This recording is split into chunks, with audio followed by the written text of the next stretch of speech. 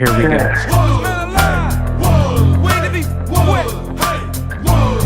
Step up, bring it. Yes, sir. Somebody gon' get their ass kicked.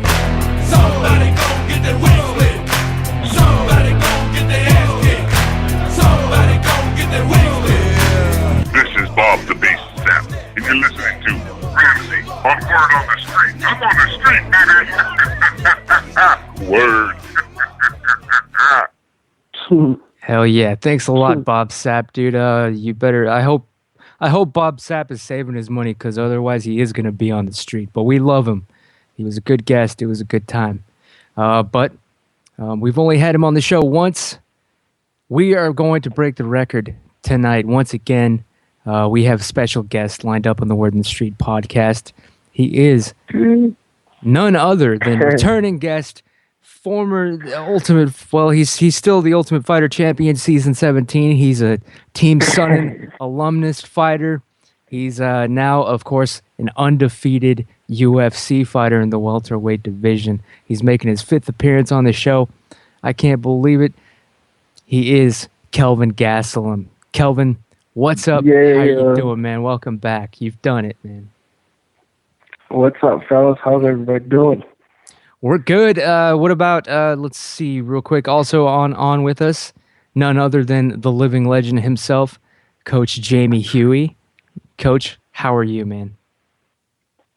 I'm great, man. It was a good week for me, and it just keeps getting better. Excellent. We also have a producer and co-host, Jake from the MMA podcast. Jake, what's up? What do you hear? What do you say? If it's 2 in the afternoon and you ain't high, go fuck yourself. Get out of my face. I want you around me like I...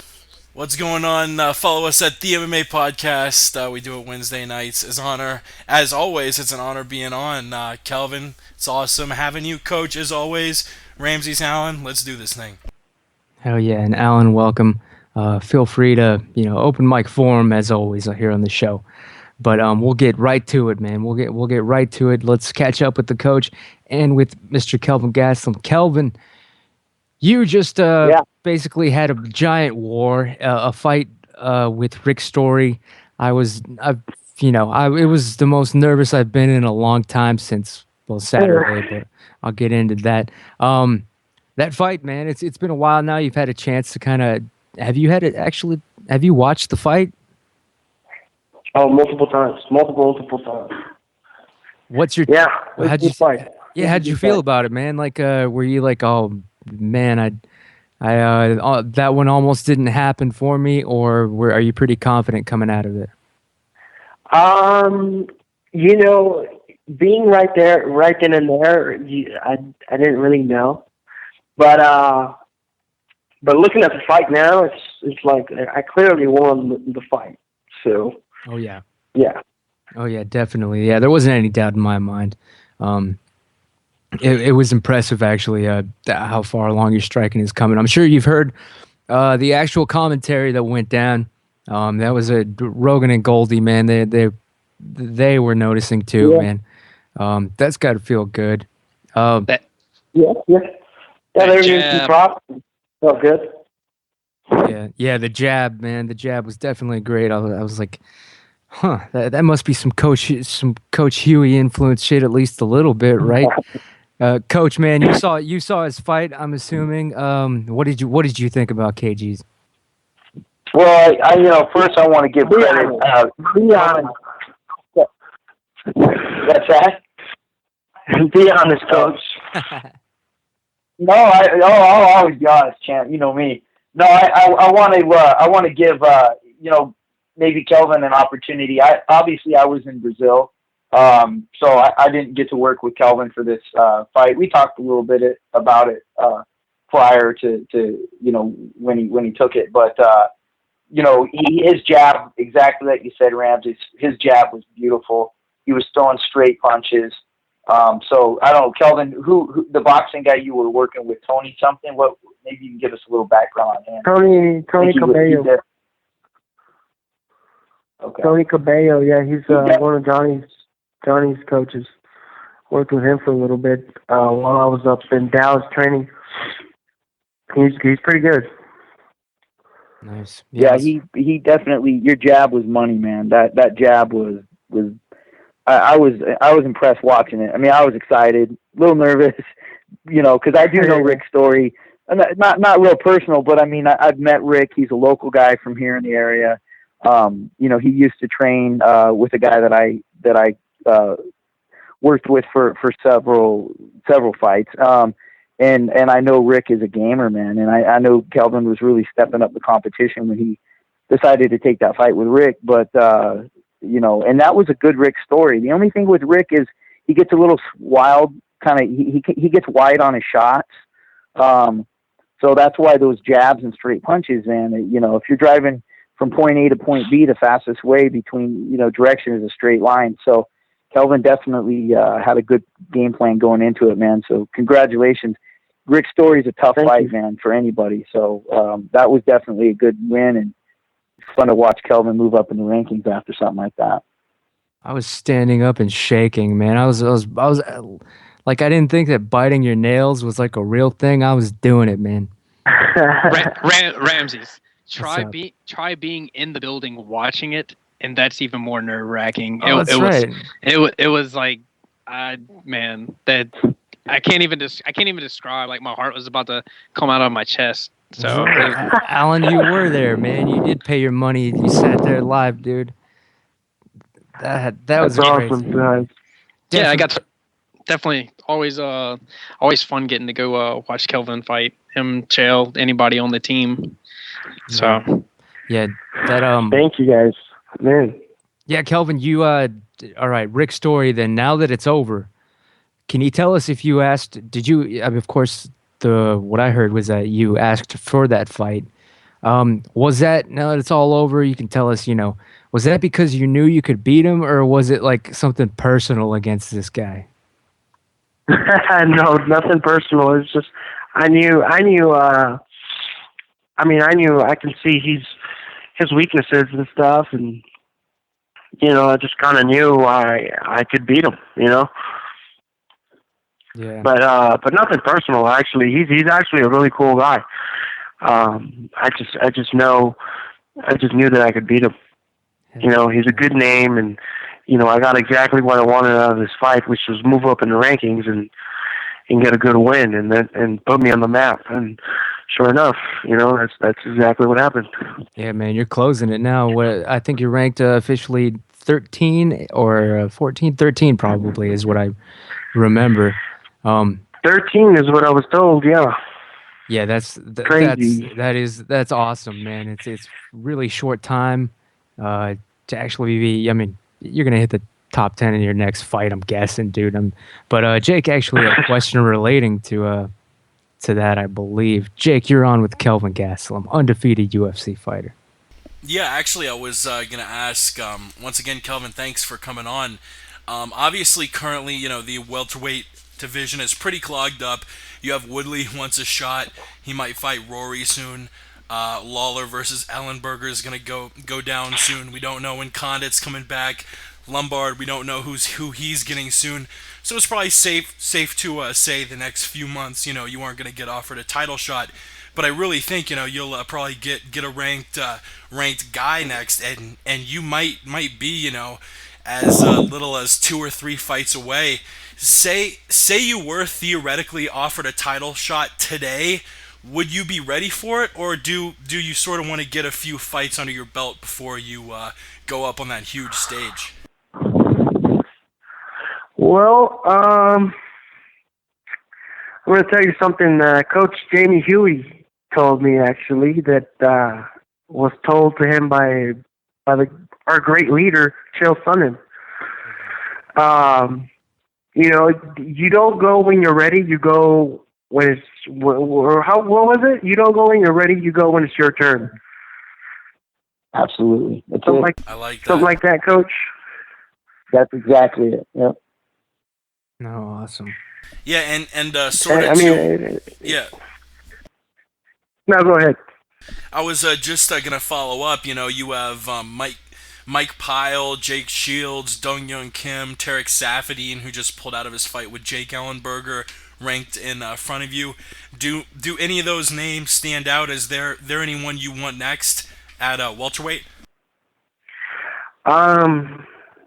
Just to answer your last question, I would take it. I would take it just because it's just it could be a once in a lifetime opportunity.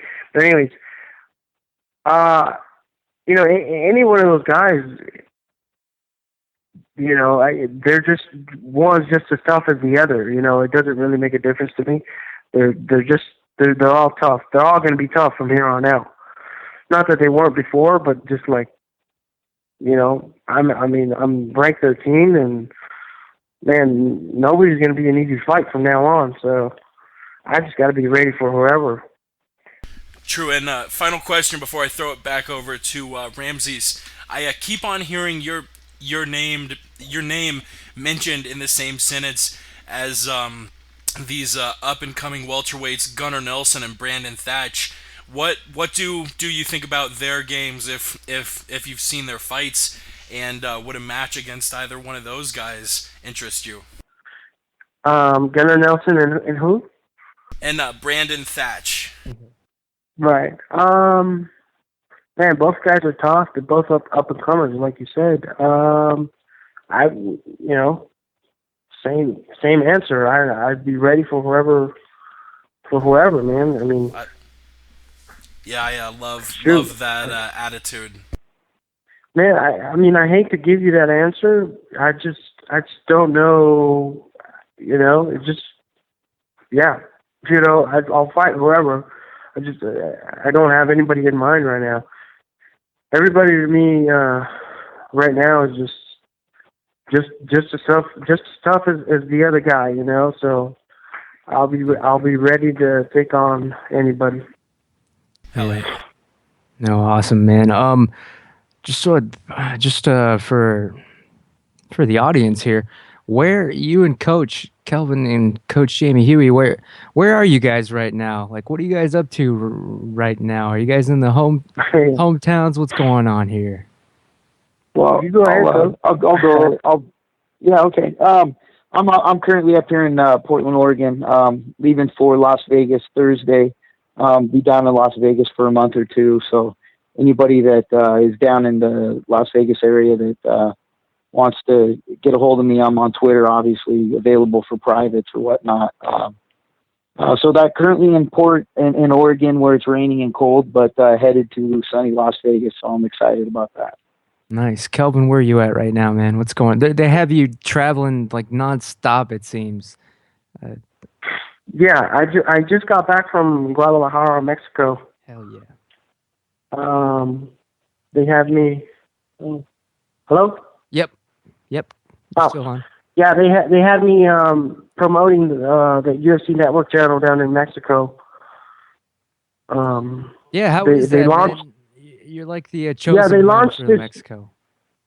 What's that? You're like the chosen one for Mexican for the promotion in Mexico. How is that going?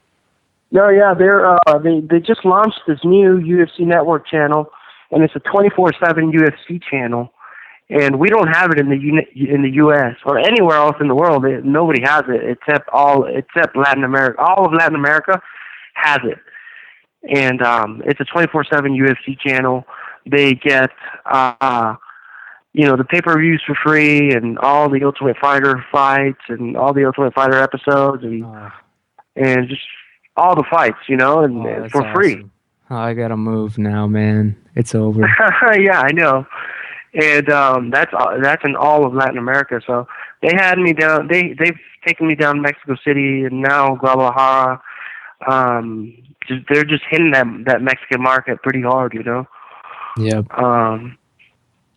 And yeah, I just got back. I'm actually in Salt Lake with my manager, and just doing some reassessing, doing some game planning for the future, and just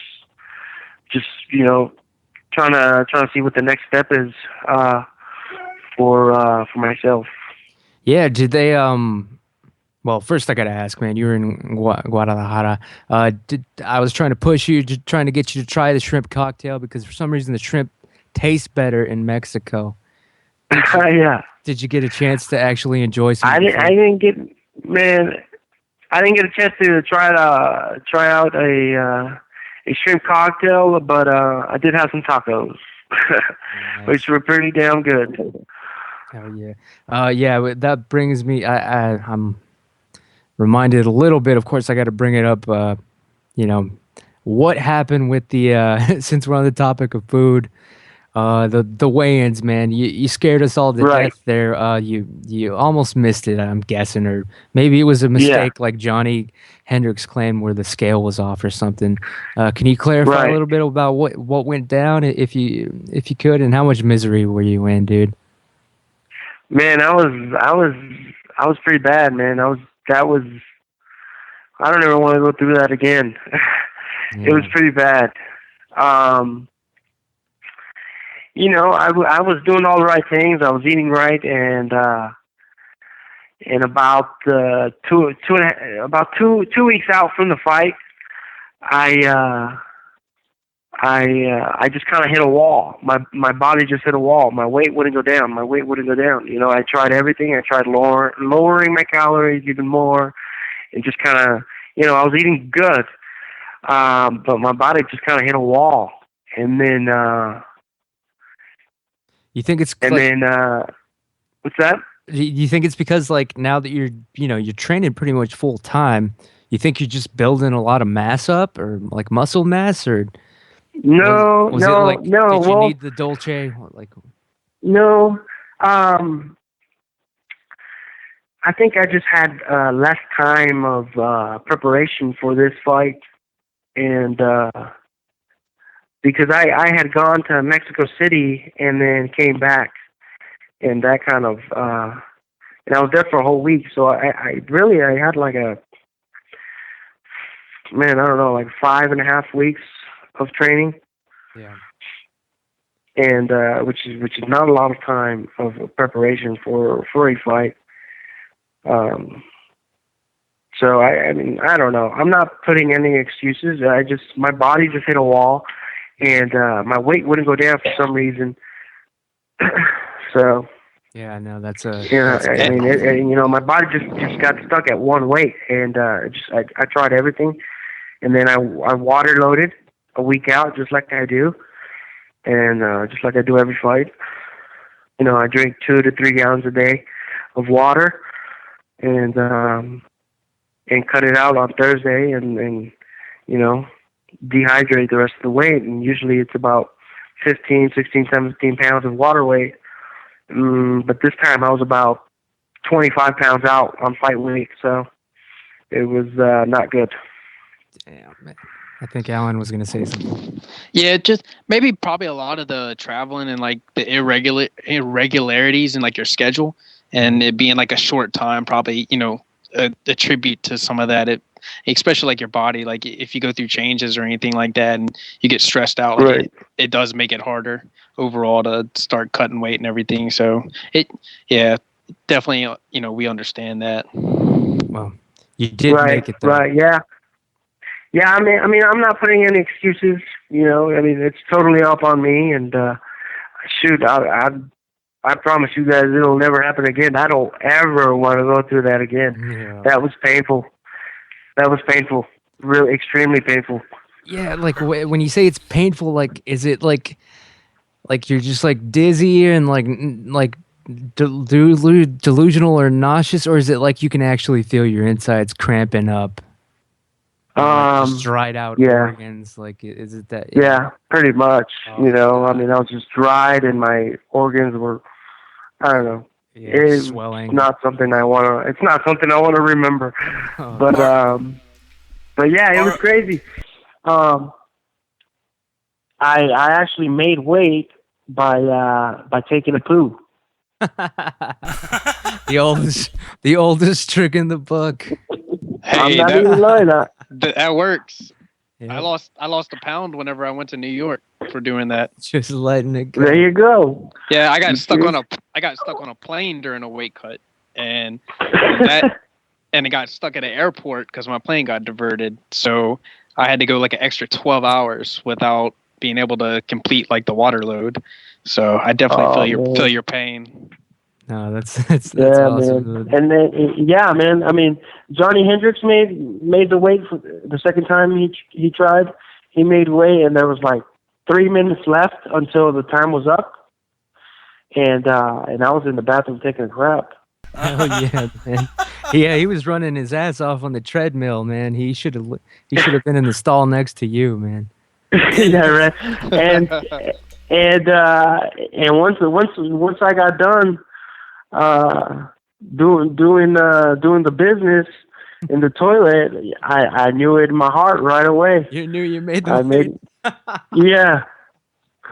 Oh shit. That's what happened. I know Johnny left the arena in the 2 hours he had. Did you leave the arena or stay there? No, we left the arena, and I got in the car, and they turned on the heater, and we were just driving around for like 20 or 30 minutes, and I was just being miserable. And I had a good little sweat going too, so that helped for sure. And we got back. I was in the car with the other guy, the Brazilian guy. What was his name? The other one that didn't make weight. Oh, Oh damn it. man, Renee Forch. Right. Renee Forte or something like that. Yeah, something like that. Yeah, he was in the car with me. Like, he wasn't sweating anything. I felt bad for him. Oh, He was man. just as miserable as I was, but he wasn't. He was just as miserable as I was, but he wasn't sweating at all. And I had a nice little sweat going on in my face. And we're both in the car just being miserable. Ugh. And then Oh man. and then we got back. Yeah. And then we got back, and I tried to weigh in, and supposedly I'd just lost like a quarter of a pound, which was impossible. I think the guy read it wrong. I And think then, he did too, man. And then so I went to the back, and man, all Mersh, Joe Silva, Dana White, Sean Shelby, they all, came up to me. I don't know if you guys saw that picture when all of them around me. Yeah. I was just on the floor, like being miserable, God. and Dana was like, "Are you all right?" And I'm like, "Yeah," but I was not. Why? Yep. Man. Oh my. And I just thought to myself, I can't see them. I can't let them see me quit right here, right now. So I gotta get up, Yeah, man. get back in the car, and wait it out for 15 minutes, because that's all that was left of the time that they gave us. And yeah, there was about 3 minutes left, and man, it's crazy. I thought I was gonna let some gas go, but then I felt a little nudge, and Oh, thank the Lord. and right away I knew it was the miracle poo, is what we called it. That's the classic way to do it, man. I can't believe. Oh wow. So who? And so I man, they were carrying me around that whole day, and yeah, and once I felt that Yeah. I freaking ran out the car. Nobody into the toilet. Oh, that's. And once I got out the toilet, I knew right away. I've never been more happy hearing about someone's shit story than I am now, man. The miracle nug. Yep. The You got a miracle visit poo. Visit my from Mr. God. Hanky. Yep. That's right. Yeah. Well, yeah, go for it, Jake. Yeah, I was actually going to ask really quick. Are you planning on bringing Mike Dolce back into your camp next time around? Yeah, absolutely. I plan on it. We've been talking. We've been communicating. So I plan on it for sure. Not a bad call at all, man. He's a nice guy. Yep. Oh, I can't say enough good things about Mike. He's awesome. Yeah, definitely. Hopefully, it'll be less painful for you, man. But holy shit, I'm glad you made weight. Glad you, turned it up on fight night. I was gonna ask, man. Obviously, from what I can tell on Twitter and whatnot, you're pretty close with your family. I know your mom and your sister. Well, I don't know them, but I mean, I know that they're close with you. Seeing what I see, dude, do they watch your fights there in person? And if so, how do they handle that, man? Because there was that moment where we're like, oh man, he's hurt. Right. No, my mom didn't go to this fight, or did my sister.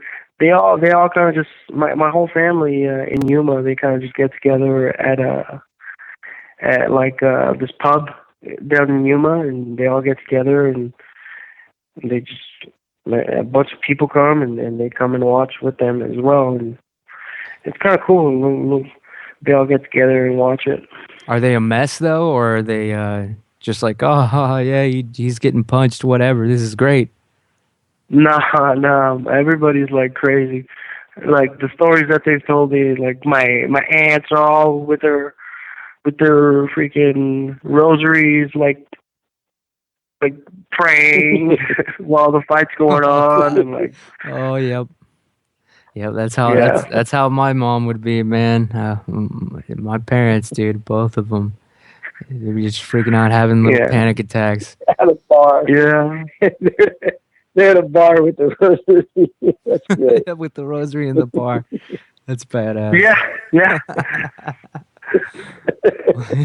Well, I guess the good Lord made the beer too, right? Absolutely. So, all right, a horrible weight cut, but good fight goes down. Since after that misery, like, what did you eat? Like, what do you eat for victory meals, man? Like after the weight's done and the fight's over with, man, what are you eating, man? I know Chael always gets the lobster. What's your deal? You're just going straight up chicken nuggets and double quarter pounders. What's happening? No way. I gotta be smart about what I put back in my body.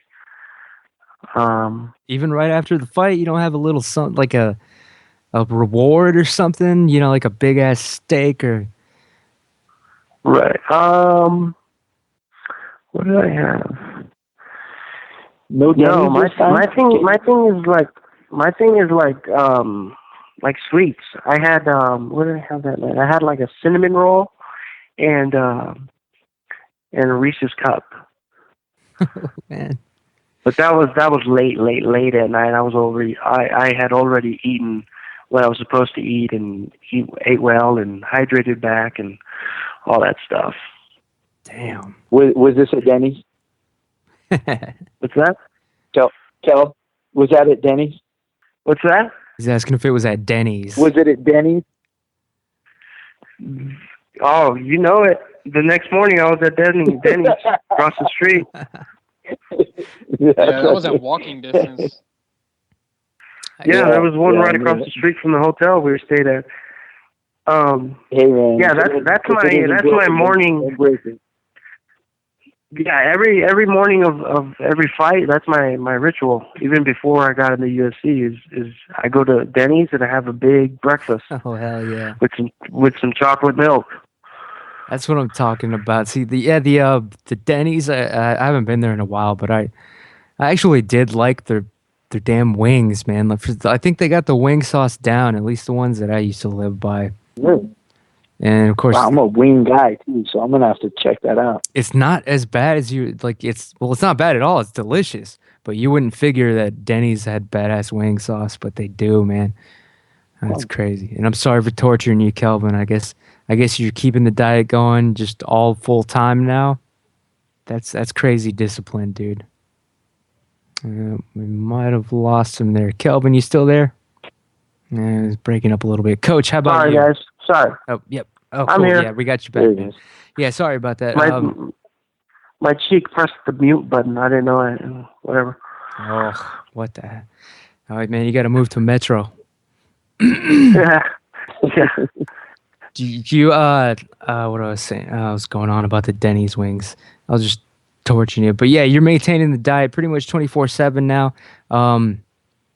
But I also read on the internet, of course, that between fights you're walking around about 200 pounds. Or is that about right, or was I just hearing some bull? No, that's about right. Shoot, I was 200 pounds that night of the wins. Damn. Just later on that night. Damn. That's Yeah. crazy, man. That's crazy, dude. Dropping that much weight. Okay, so you got the win. Of course, you are, excuse me, like I said, an undefeated UFC fighter. I think your record is 8-0, professional mixed martial arts record, 8-0. But of course, if you count the fights on the Ultimate Fighter, you're actually 12-0. Like realistically, you are. You beat 12 guys in combat. How important? Like now, like you're basically you're headed towards like to where you have so many an undefeated streak. You're gonna become the Undertaker basically. Is that important? Yeah. Do you think about that a lot, or does a part of you like think, oh man, even John Jones had a loss? Like, are you just not prepared to ever lose? Like, is your goal to remain undefeated, or is that just kind of a side thing? You just want to have a great career. Hopefully that question makes sense. How important is being undefeated to you?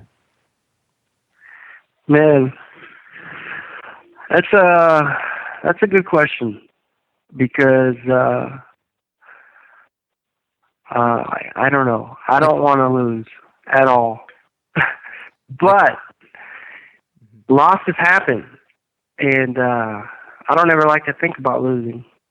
Yeah, I mean, it went to a decision with Rick Story, but you were certain that you'd beat him. But I mean, like, you ever think, oh damn, what if there'd been some just crooked ass judging, like there sometimes is, just a mistake, just somebody not knowing what they're doing, and it had been Right. it had been a loss. Would that have actually? Do you think that would?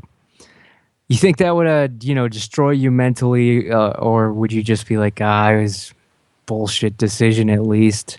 Are you prepared to deal with it and keep moving forward? I mean, God forbid you do lose. I mean, damn, we'd all lose. I bet on you every time, just to tell you the truth, man. I made some money. Thanks, man. Man, I don't want to lose. I don't want to lose, but it happens. I'm hoping I never lose, but I know that I will be prepared if it ever happens. Yeah. I mean, it's just I don't want to. I don't think it's gonna happen, man. I don't think the KG is gonna lose anytime soon. That's for damn sure, man. Yeah, the only I think the yeah the only I hope say would be like a the bad psychology. decision. Mm-hmm. Go ahead, Coach. Sorry. Yeah. The psychology of that, and Chael uses this all the time, is really you go out there and you focus on the performance, not on the outcome. Right. Focus on going out there and performing, not on I gotta win. So there is sometimes more pressure on an undefeated fighter to go out there and keep that momentum, but at the same time, you definitely you go out there, you fight your best, and the cards are going to fall where they're at.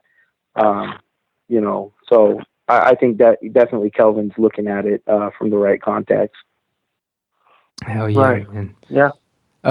Kelvin, man, I just have a couple ridiculous questions for both you and the coach before we let you go, Kelvin. And hopefully the coach will stick around to tell us a little bit about TUF Brazil, the new episode that went down. But first, Kelvin, just bear with me.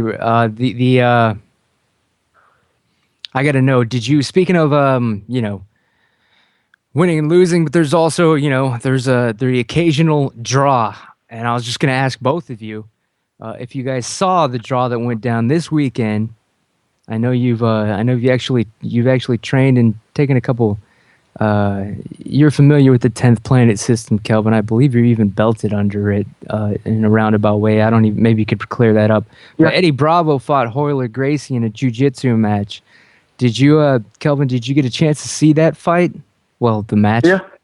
What'd you think, Yeah. man? Man, I think Eddie did more of what he does best. Kind of just implemented more of what he does and more than Horler did. Yeah. Did you Is jujitsu a part of your? Would you consider that a part of your arsenal? I mean, like in the story fight, it looks like you guys kept it standing. Right. Is that like? I mean, if I were to like, if you were to roll with somebody and I was like, dude, get him in the electric chair, get him in the vaporizer, get him in the twister. Would you have any idea what the hell we're talking about? Yeah. Yeah, I mean, I am belted under Eddie. Eddie gave me my purple belt. Oh yeah. So So you know and some my of it. school, my jiu-jitsu school in Yuma is a 10th Planet school. So we're all about it over there. Awesome. Is it safe to say that you were on Eddie's side for this one, or are you just too big of a Gracie fan? I don't even know how big into jujitsu No. you are. To be honest, I'm not much into jiu-jitsu, but I'm under Eddie, and that's who I'm gonna stick with. Oh yeah, man. Coach Jamie, you were both you and Kelvin were both on Eddie Bravo's podcast a couple months back. Did you get a chance to see the match yet, Coach? You know, I saw a bunch of clips. I didn't watch it in its entirety, but I definitely watched a lot of clips, and it was interesting. You know, from a boxing guy to really kind of, you know, I mean, there's so much going on down there. It's so technical. It's really, you know, it's like boxing on the ground, more or less. It's very high level boxing is very technical. It's very there's patterns Right. and setups, and so It's a chess I just got to watch the highlights. You know, maybe 5-10 minutes of it, but I was definitely I was intrigued watching it. Awesome. Did And also, you know, shout out to Vinny. Vinny had to pull out, and man, I talked to him. I talked to him either today or yesterday. I can't remember, but he's still recovering, man. He was in bad shape. His whole underneath his arm is all swollen and nasty. seen And it, man. shout out to Kevin Casey for stepping up. You know, taking Vinny's place. Like, I don't know how much notice he had. I don't think it was very 30 much. minutes. Yep. 30 Yeah, minutes. so- what a boss. Right on for Kevin Casey, man. Good for him. And obviously, we're all hoping that Vinny gets healthy here quick. Yeah, Vinny was growing a quado out of his damn arm, man. Yeah, It was- that was nasty. It sucks. I hear that's a real painful one, Staph, or possibly MRSA, man. That is not something Yeah. that you want to have happen to you. After he did that, I immediately went and got all of my gear and went and sanitized Cleaned it, yeah. for a third time. Oh god. But it was cool seeing Team Sun and member King Kevin Casey stepping in. He basically did a run-in on this whole thing and just substituted the last possible second. He appeared in a puff of smoke wearing all his gear. I was like, what is he, just driving around with all his gear on? Like, all right. But, Like a jujitsu samurai warrior. yep. But That's what he is, man. He's awesome. yeah, he was pretty cool. But it was damn hot in there, and of course he wasn't warmed up. He didn't get a chance to really like even stretch. But he still gave it a good one, man. It was badass. But speaking of Hey, run-ins, you don't go when you're ready. You go when it's your turn. exactly. He had the opportunity. He took it. Yeah, and they'll probably put him on for another one too. That's the cool thing, you know. They'll do him a solid since, you know, he stepped up. Yeah, that was a huge favor, man. And of course, best wishes to Vinny, man. But one of the last questions I was gonna ask. Speaking of run-ins, I gotta know, Kelvin. So the jiu-jitsu isn't too big of a, you know, it's not high in your list of you know, obsessed fighting techniques. But I remember your bases, of course. You started off as a wrestler. I looked at your. It's got to be weird having your own Wikipedia article, but I looked it up, and it's you know your base is listed as wrestling. Kelvin, I might have. I'm not sure if you've been asked this before but are you a professional wrestling fan? Like, are you gonna be watching WrestleMania this Sunday, or are you not a fan at all of the pro wrestling WWE? No, not really. Oh, really? I thought all wrestlers watch that crap. No, Damn. that's a bunch of crap, just like you said. Hey, For me, anyway. hey, It is a bunch of works, I gotta say. Well, to me, it is. You know, I'm not into it. Yeah, I just watch for. I think everybody watches. Well, some people watch for like real techniques or something, but I watch for the ridiculousness of it, man. It's a Yeah, soap sometimes opera I for tune in for guys. that too. Yep. All right, so Kelvin won't be watching the WrestleMania this weekend. Not bad. Alan's actually gonna be there for some damn reason. What is it at the Hey, Superdome or something? don't hate on it. It's a 30-minute drive for me. When you're raised on something, you always fall back on what you're raised on. I hear you, man. I like to be diverse. Yep. Well, damn, Kelvin, we've kept you on long enough. I apologize. It was supposed to be a shorter interview, but what? Actually, let me give it around the horn just in case someone has anything else they want to ask you. I know the time is precious. You did beat the streak. You are the fighter with the most appearances on the Word on the Street podcast. Sweet. I congratulate you and I thank you, and I hope it's a regular thing, man. But you're damn busy all the time, dude. The last question I was gonna ask. So now that your life's, I'm guessing, changed since the Ultimate Fighter, since being in the UFC with all these wins and stuff. Like, I'm sure the money ain't nothing to complain about. I'm sure it just keeps getting better and better. I just wanted to ask, are you the type of person that saves up? Are you smart about your money, or are you gonna buy some like airplanes like Koscheck eventually, man? Donald Like, Cerrone style. yeah, man. No, Yeah, man. How's it going with that? Are you going crazy with purchases and stuff? Are you buying ridiculous shit? no, not at all. No, but man, it's Nothing to man. I complain wish I could about. get paid more. It beats the bail Nah, bondsman man. job, right? It definitely does. No, nah, man. I'm not a crazy spender or anything like that. Yeah, well, some days you got to do it. I'm guess. Oh, I mean, I am. I mean, I'm gonna take a little trip to Cancun, Mexico, maybe.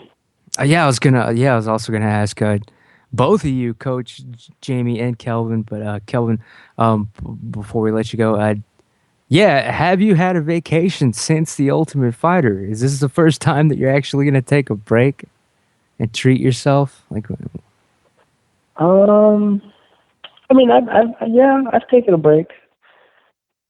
I've taken little breaks. I mean, it's just a couple of days. so Cancun, man. What's that? So you're gonna check out probably Cancun then. Yeah, You- Cancun.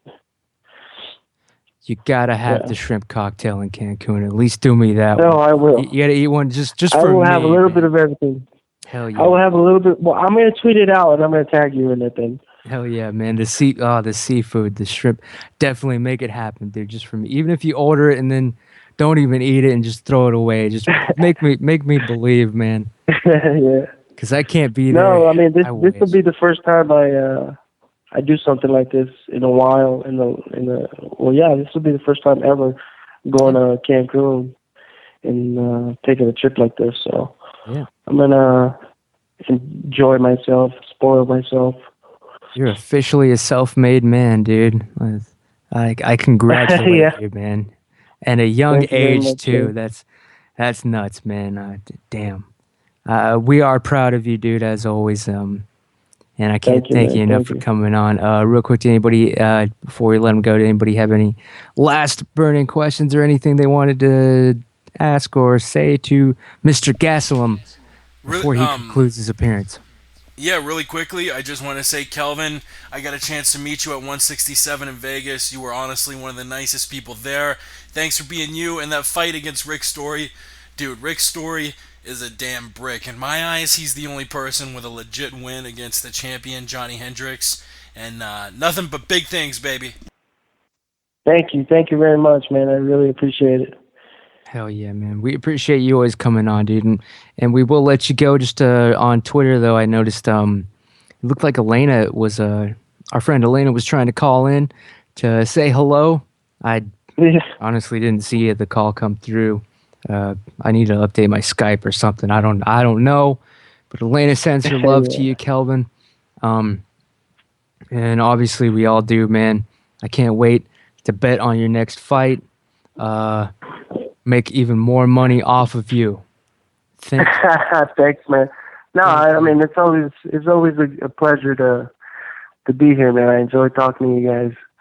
Hell yeah, man. If I didn't, I wouldn't be here. So yeah, man. No, we definitely do appreciate every time you're on, man. But yeah, with that, we'll let you do what you got to do. Have fun over there in Salt Lake. Hopefully, you'll have fun on your vacation before you whoop some more ass, dude. I can't believe you can bet on that. Hell yeah, and I'll see you in May, champ. What's that, Coach? I said I'll see you in May. I'll be down in Yuma in May. Right, that's right, a seminar. I know that. Yeah. That's awesome. Looking forward to it, man. Your mom said she's taking me to church. Yeah, it's gonna be good. It's gonna be good. Yeah, I can't wait, man. We'll get on the phone. We'll get on the phone and talk soon, Coach. Absolutely, brother. Coach needs a little bit of All right, church. you guys take care. Definitely. Thank you, Kelvin. We'll talk to you soon, man. Thanks for coming on. Thanks, guys. I'll talk to you guys some other time. I'd love to get back on. Definitely, man. It'll happen, dude. 6th time. It's coming soon. Absolutely. All right, man. You have a good night, dude. Party on. Okay. Rock on. All right, man. All right. See you later, Kelvin. And with that, Kelvin Gastelum has left. Coach, thanks for staying on.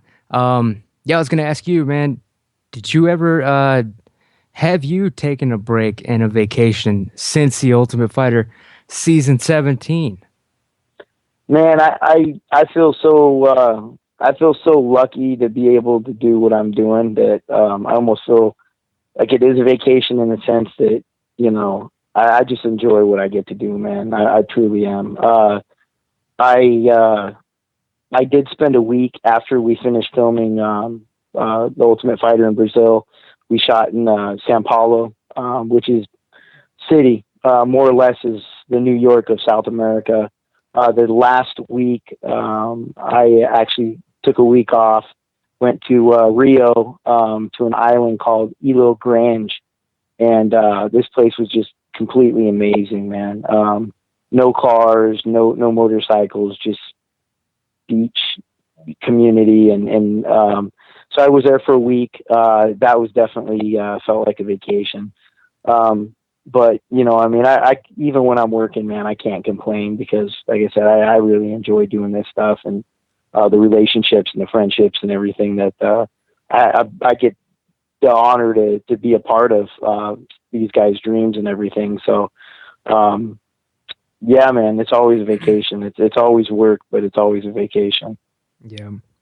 Did you did you get a chance to watch the last episode of The Ultimate Fighter? It came out for some reason a day late yesterday, but have you had a chance to watch it yet? Yeah, man. And you know, I just wouldn't feel right if I came on here and just didn't keep it real. Yeah, man. Let's hear it. Shoot. I'm just gonna say it, man. I was completely disappointed. I thought I don't think production did a very good job. I thought they completely shit the bed on that episode. Pardon my language, but I hear you. I don't know. Yeah, it was terrible. What was up with it? Like, what were your, you know, not complaints, but you know, what did they miss out on? What could they be doing better?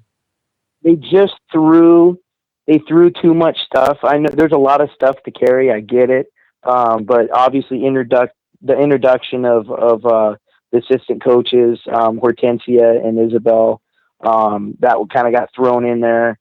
The mud ball they did at the end, that was a complete disaster. Oh my God, you have no idea. We scored twice on that stupid game, and they kept changing the rules. We no question, we won that game 2 times. They kept changing the rules. There was a stalemate that these guys were pushing the balls back and forth, and that was a complete disaster. That wrecked whole the mud mud ball ball thing. fight. It was terrible. It Damn. was the worst thing I've ever seen in my life. Damn. So you're saying it was a work? And then it was terrible. They really didn't go into detail about Edgar. I thought enough. He was such a solid guy on our team. I hope that at some point they're going to be able to go back and do a little bit more personality on, just kind of a little more character building with the guys. The kid Antonio he fought is that guy is rough. I mean, he is a physically fit, strong guy.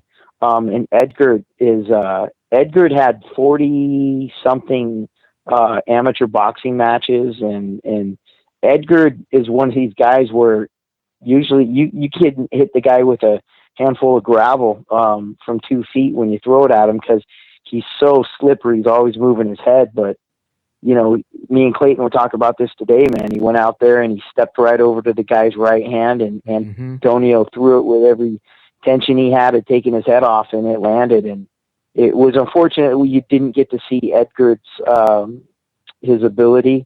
He really didn't get to go out there and perform. But Antonio went out there and he did what he needed to do, and he won the fight. So you can't hate on him for that. So but yeah, as far as the production on that particular episode, man, I don't know. I was bothered by it. I can't lie. No, appreciate the honesty, man. Yeah, it's hard for them to highlight Edgar and his personality, his backstory, when they're actually devoting some of the like they're devoting that time to the Octagon Girl out of nowhere.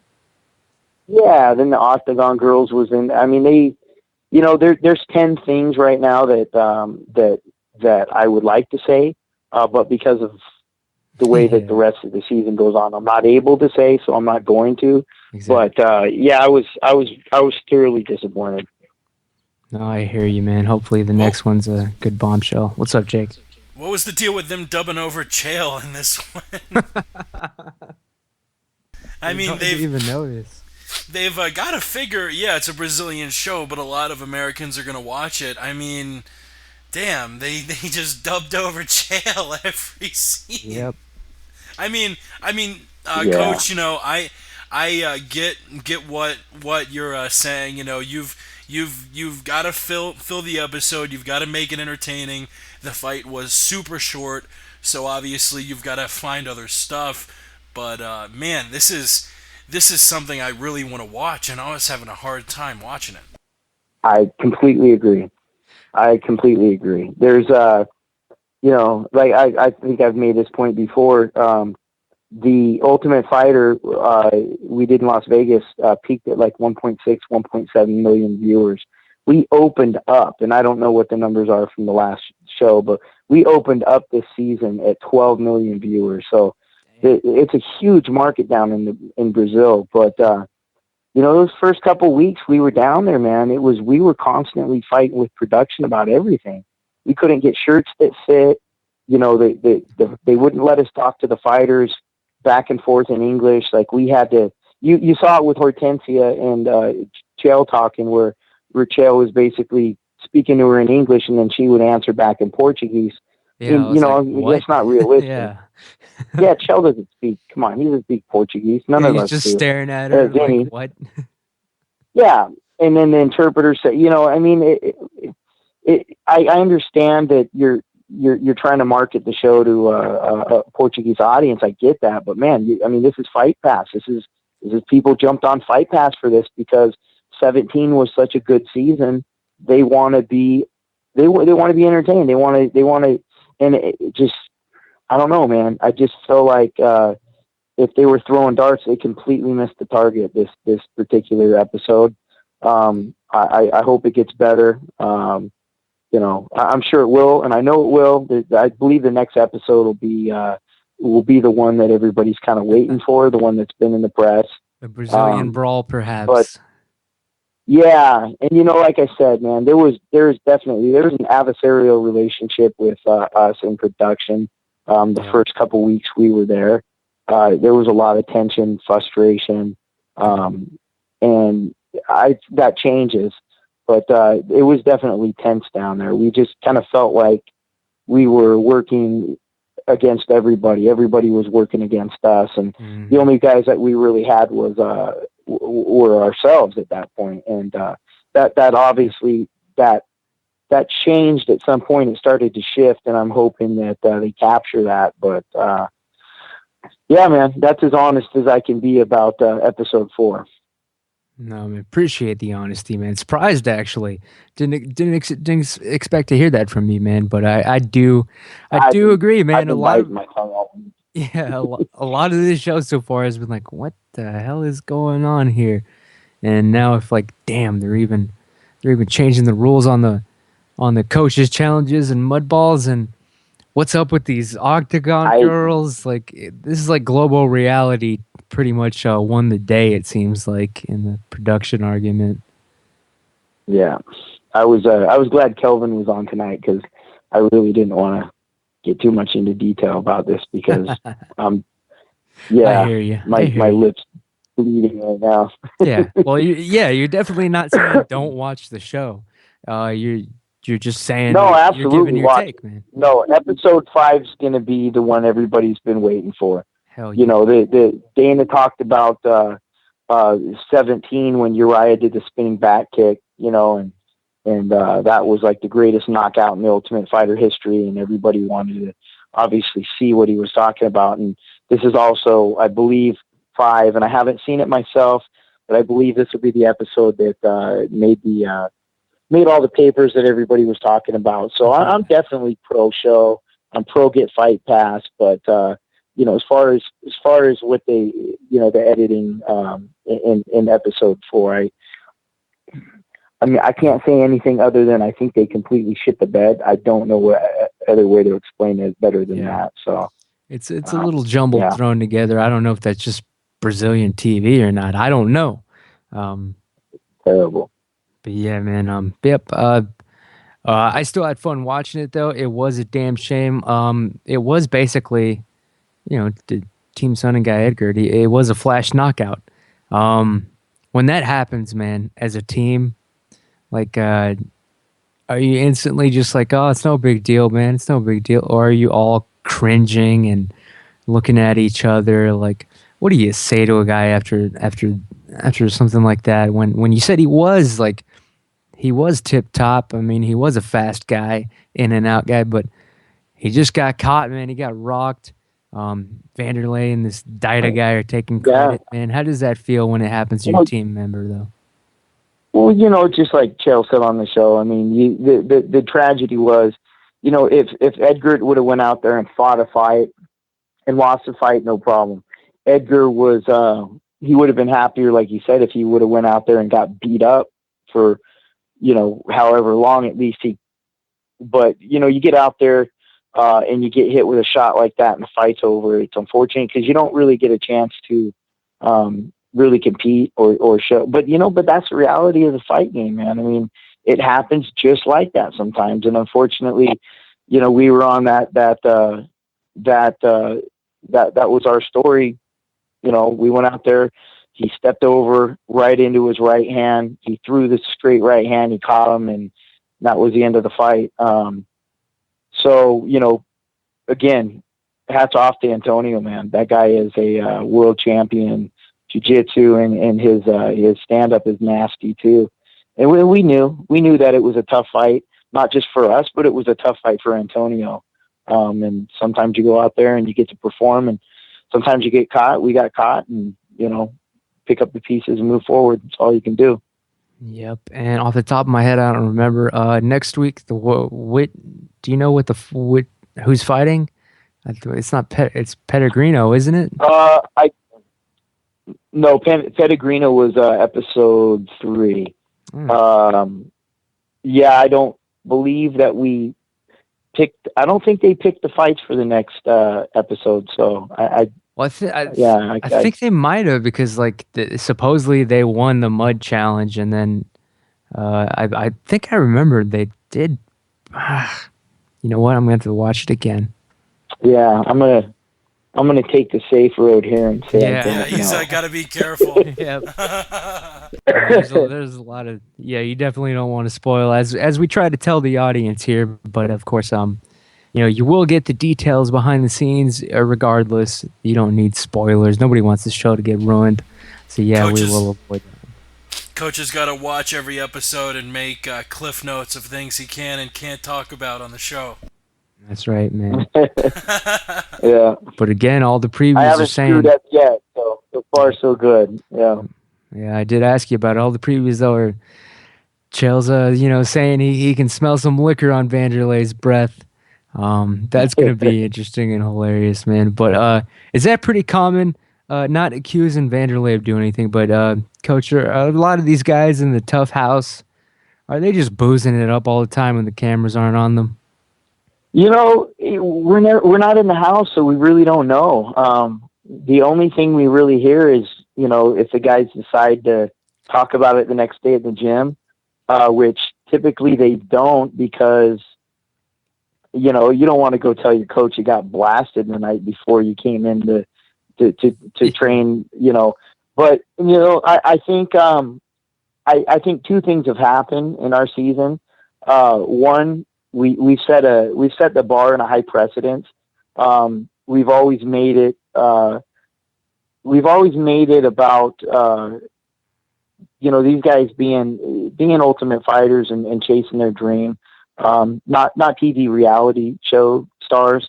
And I've always been proud that both of our teams we've kind of held them to a certain standard, and they've accepted it and they've rose to that.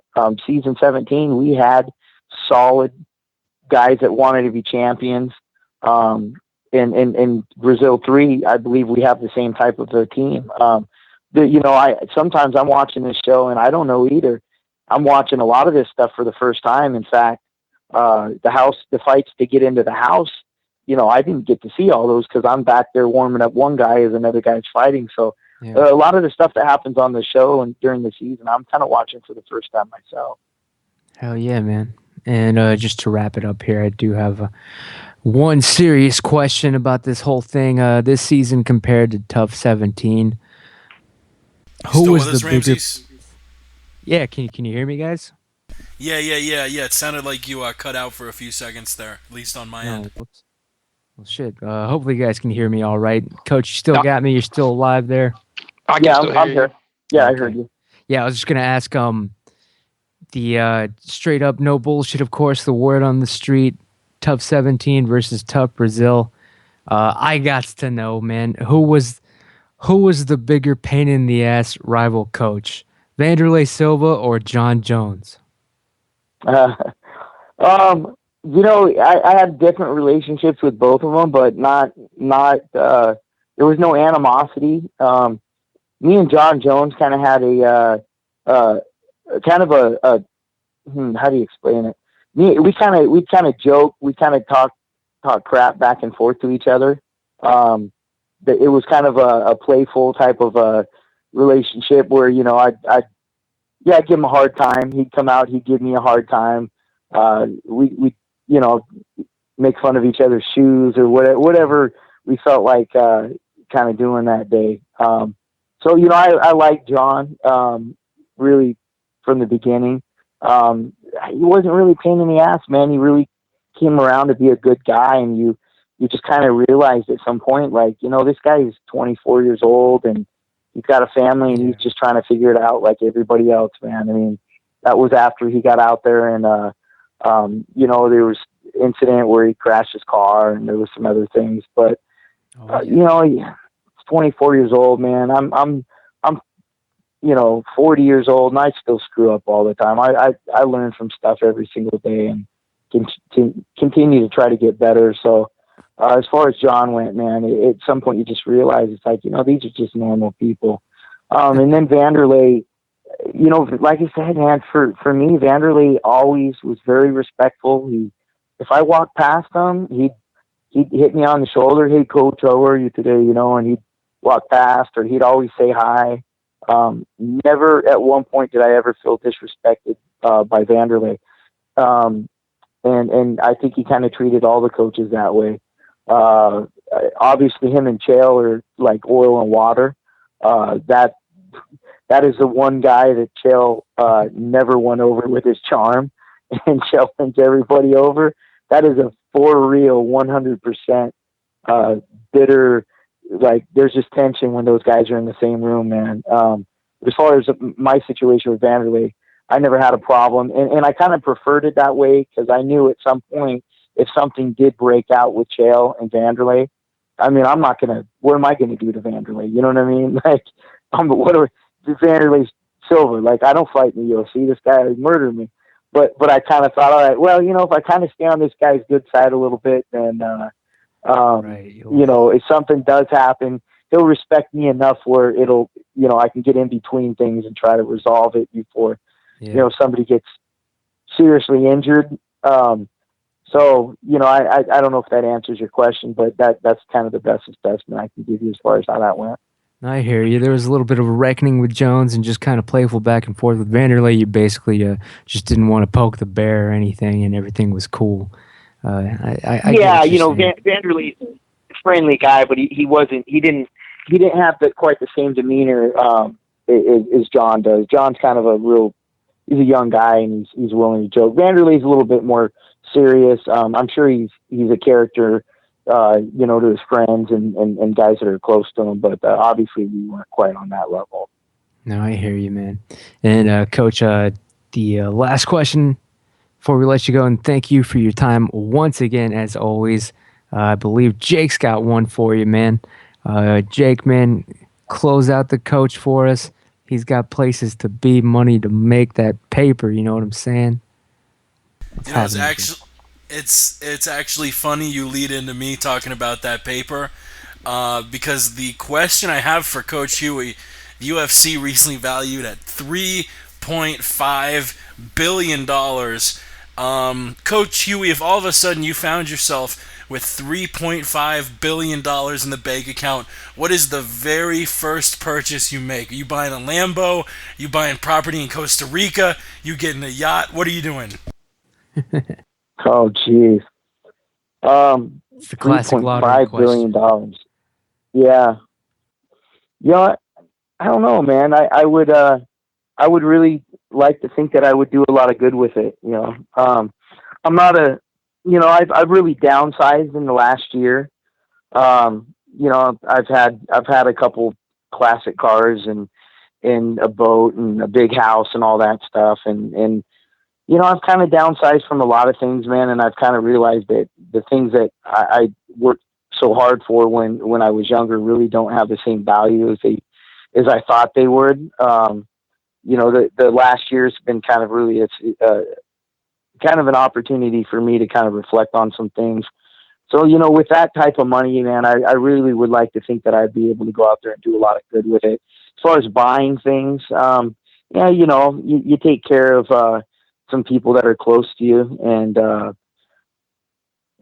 just do good with it, man, and enjoy it. But I'm unfortunately I'm a very long ways from $3.5 billion. So, it's nice to think about, but it's not very realistic for me right now. Definitely. Well, Coach, once again, thank you so much for coming on, and we definitely got to get you out to Vegas during UFC 173 Memorial Day weekend. I'm going to be there. Alan's going to be there, and actually, speaking of Alan, I think he has something he wants to throw your way too. Yeah.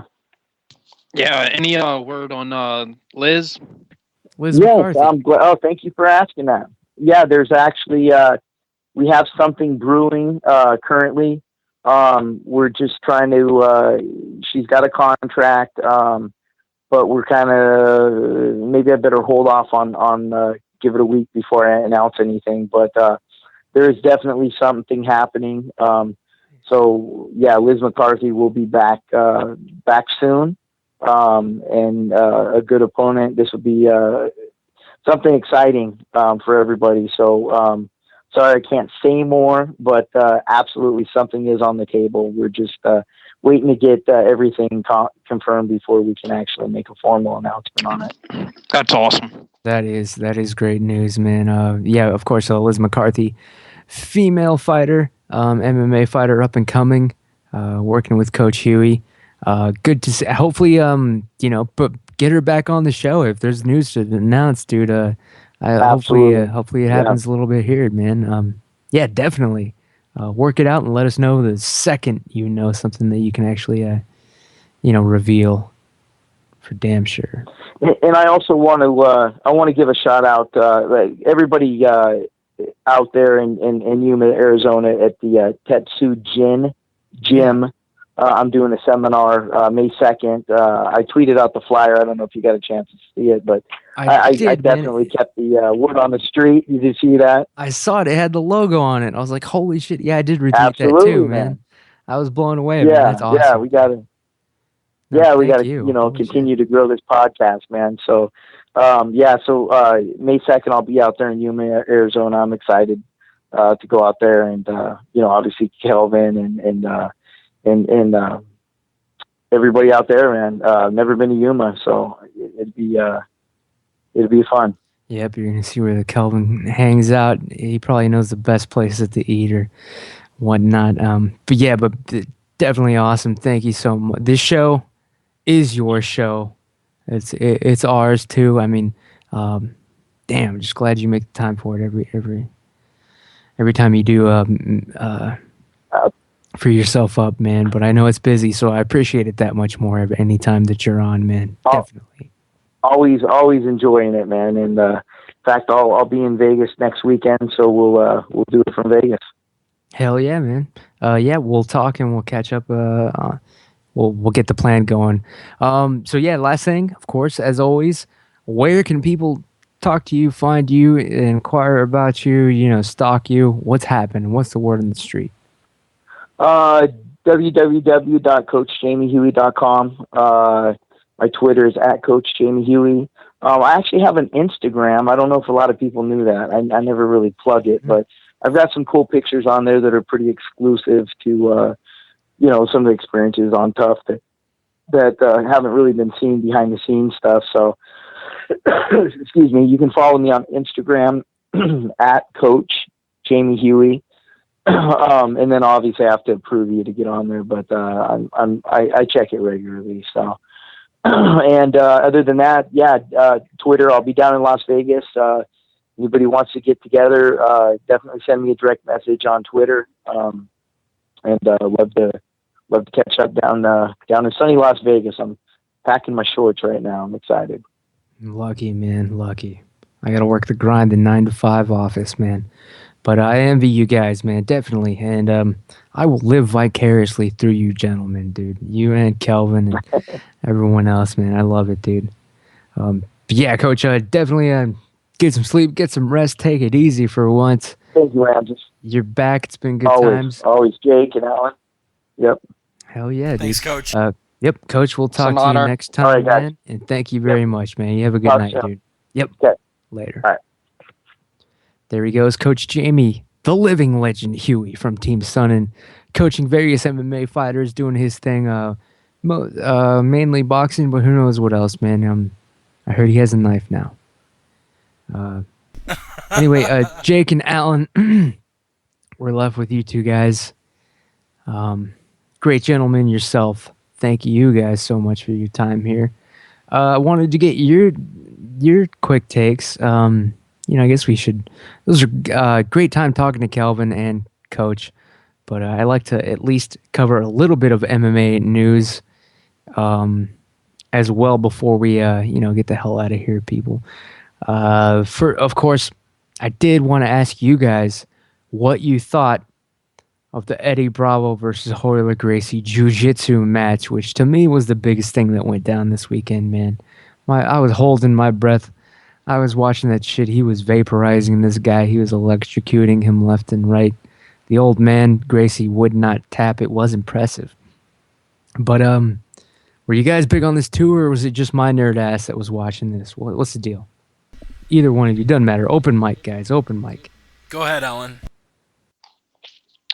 Yeah. I definitely I specifically paid for it though because I wanted to support the company too, and man. Hell yeah.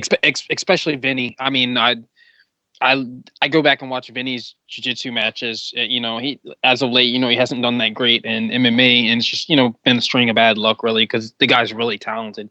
But I was really looking forward to getting to see him compete, especially like on such a big stage. And I was super bummed out. But the Eddie Bravo and Royler Gracie, I thought it was just like the perfect game of human chess because that's what jiu-jitsu is. And the way that it started out, Eddie jumps to his whatever quarter guard, and Hoyler's on top.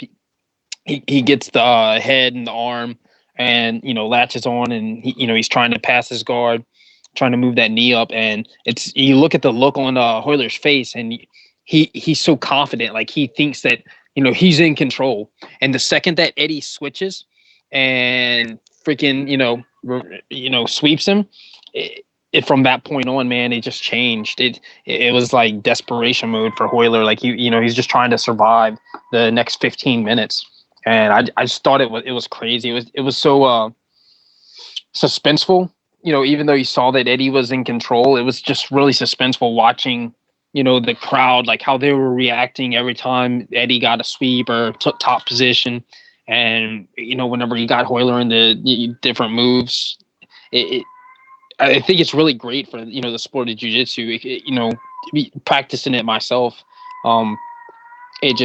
it makes you even more excited. And Is that a dying baby or a cat? Shout out That's definitely- to Alan's cat. Yo, what is your cat's name? Because I think it's just asking for a shout out on the podcast. his name is Fang. You burning it alive or something? What's going on with this cat, man? No, my His cat fiance definitely. is. My cat definitely. Yeah, she definitely would cook him because she hates him. But my cat definitely. I have some other cats that are in a different bedroom, and because the age difference, they're not allowed to be He's a around each problem. other. Oh God, So he's sounds like a nightmare already. he's at their door crying, because he wants to get in there and have a Royal Rumble match. Yep. Can't wait to fuck up these cats trying to take over his home, dude. Yo, speaking of, you know what? I was gonna say speaking of the Royal Rumble match, but I'm gonna wait until a little bit later on in the show before I make my call out. But yeah, I think we were talking about what Royler versus Eddie. Yeah, Bravo and Gracie, man. What was your take, Jake? Were you finished talking about it, Alan? Yeah, I just hands off to those guys, man. They delivered. They had the most exciting match out of any of those guys on that card, and they're the oldest guys there, and it was brilliant. It was super brilliant. Eddie, I think he's 42. Royler's 48. All of the matches were really entertaining. And actually, earlier today on the MMA Roundtable, I was talking about how even though 4 of the 6 fights ended in a draw, I like this submission-only format more than the points format because points, you see a lot of stalling, you see a lot of people just passing and holding position. These were all very exciting fights because they were fighting for submissions the entire time. As far as Eddie versus Royler went, I actually think the second fight was more impressive on Eddie's behalf than the first one. The first one, Royler was winning the fight, and then Eddie, slaps up a triangle and stuns the world. This one, Royler definitely, early he had a little bit of a moment. But it was nothing compared to all the electric chairs Eddie was putting him in. He was putting more fools in an electric chair than the state of Texas. Shout out Austin, Texas, word on the street. Yeah, the vaporizer. I mean, look at a still shot of just search Eddie Bravo, Royler Gracie vaporizer. You can probably go on Google Images, find a still shot of it. The way his knee is being torqued is so brutal looking, and the fact that Royler didn't tap, Eddie even said, like one of the first things he said in the post-match interview was, that's the first time somebody hasn't tapped to the vaporizer. No Royler isn't going to tap to a joint lock, he's only going to tap to a choke, or get choked out. And, I can guarantee, we're what, 2 or 3 days removed from it. That dude has a limp. His knee and ankle were getting very fucked. Yeah, it was. Yeah. Did either of y'all get to listen to the Joe Rogan, Eddie Bravo post-fight it was great. podcast? To it all, man. It's all been great. The only thing I wanted to point out was it was great because if you watch the match and later in the, when Eddie kept moving from position to position, it looked like Hoyler was getting, a sweep, as it actually wasn't that. It was Eddie resetting. It up, yeah. Yeah, he was resetting and starting back at quarter guard. I mean, and then just moving back to the electric chair and then to the vaporizer. So that's what makes it even more crazy that he was that dominant and he used his system. Yeah. And what he didn't use practical jiu-jitsu. He used his system that he developed to basically nullify Hoyler Gracie, the most decorated, competitive jiu-jitsu practitioner. Yep, 10th planet shit, dude, straight up, dude. And yeah, I did. Not only did I hear the Eddie Bravo appearance on the Rogan podcast, EddieBravoRadio.com. People check it out. Eddie's podcast. He did on Sunday night. He did 4 hours just talking on the podcast about the match. Joey Uncle Karate Diaz was there. That's a good one too if you have the 4 hours. I did it today, man. I listened to the whole damn thing, and he gives away some even more. He goes all the way into it, man. He talks about not only the match itself, but the aftermath and how it came together, and of course, the fact that Royce Gracie came at him, bro. Tried to take him on, tried to throw down, have words with him. There is now a beef, but they had some sort of altercation afterwards while Eddie was puking, which isn't cool, man. Royce, who goes up to somebody while they're puking anyway? That's kind of weird. A coward. Yeah, it's weird, man. It's like...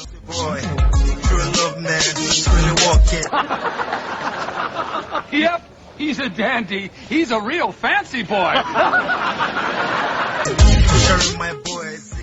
I'm hearing that the Royce Gracie, of course, always a legend. Much respect to what he did. Pioneers in the UFC, the first UFC champion. But yeah, man, I'm hearing a pattern here surface about Royce Gracie, dude. He's what I'm picturing, I'm picturing he came up to Eddie and said he wanted to fuck his bed like he was Vanderlei Silva talking to Chael Sonnen on The Ultimate Fighter Brazil, man. I'm gonna fuck your bed. I gotta hear that more than once, man. I'm gonna fuck your bed. I'm gonna fuck your bed. I'm gonna fuck your bed. Because I want to fuck Chuck here. Fuck Chuck. There's your genius fight promoter, Vanderlei Silva. He's gonna fuck Chael's bed, and then is that before or after he fucked Chuck? Fuck Chuck. Fight Chuck. That's what I'm picturing Royce Gracie like now. I'm picturing him as the Vanderlei of jiu-jitsu at this point, of Brazilian jiu-jitsu. Just walking around all crazy, high on his own reputation. I mean, it sounded like bullshit he was trying to pull on Eddie Bravo. After Eddie Bravo had just gone to war, had obviously like that's so he's puking literally when Royce approaches him. Really, like bitch? Alan, like you were saying, Alan, that is the weakest point to try to attack a man at, and he went for it. And of course, nothing gets past the MMA underground. All those guys are fucking throwing up in their mouth right now, and they're sick of me and Joe. God bless Eddie Bravo. I gotta say, full disclosure, man, I'm 100% an Eddie Bravo fan. I do consider him a friend of mine and a collaborator. At one point, when I was doing my original, like I've said before, my original Word on the Street videos on YouTube, which is how I got this whole thing started, basically. I was doing videos on YouTube. You can check them out. They're like 6-7 minutes. It's like a porn version of Tommy Toehold back in the day, except it's not cartoons. It's just outrageous. It would never fly. No. Anyway, you can check it out. Word on the Street podcast. Just look that up on YouTube. But some of the episodes, kills you. Weed makes you worthless. Exactly what I was saying. Eddie Bravo actually was one of the original fans and promoters of my videos on YouTube. And he even would occasionally, every now and then, he'd get some crazy idea in his head. He'd be like, "You got to make a video about this," and usually it was about Renato Laranja. And so there's a few videos there, and I promise you, every single one was co-written, co-created, and the concept was from straight up Eddie, dude. Just I don't know if he was smoking and just was like, "Man, I'll DM the video guy from YouTube," but changed Produced my by life. the government. Yep, changed my life just like Uncle Joey Karate, and it was great seeing him implement his system, prove that it wasn't a fluke. He wasn't the Buster Douglas of MMA. All right, his system is effective. He shut down. It's more than the lockdown. It was a shutdown on Hoyle Gracie, man. It was all over. The old man didn't tap, which was superhuman, and I'll give him credit for that, man. That is fucked up when you think about it. The pain he must have been in, I do agree that he's probably broken in half, man. But holy shit, he was like a Mick Foley that night, man. There was nothing you could do that was going to kill this man. But Eddie Bravo still put on a clinic. His techniques were crazy. Like even I'll pay the $4.95 at his website, people, 10thplanetjj.com. I'm gonna buy that skull rash guard or whatever the hell he was wearing. It was a skeleton, like Yes. kind of, yeah, That's rash guard. sick. Yeah, it was badass, dude. It harkened back to Johnny and the Cobra Kai when they were in that scene in the original Karate Kid where they were all dressed up as skeletons for the Halloween party and they whooped Danielson's ass. That's what Eddie Bravo was wearing, except it was the 2014 version. It was badass. I'm gonna get one of those. I don't even train right now because of I got a fucked up knee, but I'll definitely get a t-shirt at least. I'll even buy a Renato Laranja t-shirt just for the fuck of it, just to support everybody in that world, that sphere. Damn good. And yeah, man, sorry guys, I just couldn't praise that enough. But yeah, watch the 4-hour podcast where Eddie breaks it down with Joey Diaz. It happened Sunday night. It's awesome. I've been going on for so long. I was just going to reveal some of the details that Eddie got into. He was talking about how he was talking the whole match back and forth with Hoyler, and he said he heard Hoyler's knee just pop at least 7 times, is what he said, 7 times. And he would just be like, he would ask Hoyler, we can stop, man. We don't have to do this. And Hoyler was like, it's okay. That tough son of a bitch, man. I don't want to say he was coked up. They were talking a shitload. You think Eddie brought up anything about chemtrails or 9/11 or anything to him? I was surprised. I was surprised that Eddie didn't. I was expecting him to bust out some shit about 9/11. Tower 7 in his got demoed? in his post-fight speech. I thought he'd at least mention it or something. So he blew a good opportunity there. I got to say, Eddie, I'm sorry. You blew a good opportunity to expose the 9/11 truth. Chemtrails. Almost 13, 14 years later. But no, other than that, dude, what else did Eddie say? Damn it. His knee popped 7 times. Isn't it fishy that Tower 7 just fucking got demoed? Isn't that fucking fishy? You remember the one episode where we asked Coach Jimmy Huey what he thought about the 9/11 shit? Yeah, we were running low on questions that night. Jesus. I was going to ask Kelvin that tonight, but then I remembered, oh shit, I asked Coach Jamie Huey that one time. I think it's just so damn fishy, man. Just so much. The fucking God bless Kelvin, man. He is loosening up. If you take a look at our first interview with Kelvin Gastelum, you'll notice, he's a little shy. I believe it was probably, I'll be damned if it wasn't his first UFC related interview, honestly. When he was on our show the first time. Yeah, it was definitely before he won TUF. Yep, it was as the show was airing. I think it was week 1 or 2. Yeah, because it was the very first one that I talked to. So it was really early on. Yeah, so we were one of his first UFC type interviews here. Then thankfully he's come back 5 times. God bless him. Can't say it enough. But yeah, he's definitely loosened up a lot more. I could tell that tonight. He's having a good time in life, it seems, and he was pretty honest. I gotta say, man, I've never actually cheered and been happy, like I said, about hearing someone take a shit. Um, I'm glad he was open and honest about that, man. And that's a The miracle poo, as he called it. yep. I'll get Dolce on, and we'll talk about his system versus Kelvin's new one. Honestly, asking him, I had no idea whether he was gonna be like, no, no, no, it was only a problem this one time, and I'm not bringing Dolce back. But he was very absolute, saying, yeah, I'm absolutely bringing him back next Yeah. time around. No way, I'm not gonna have him.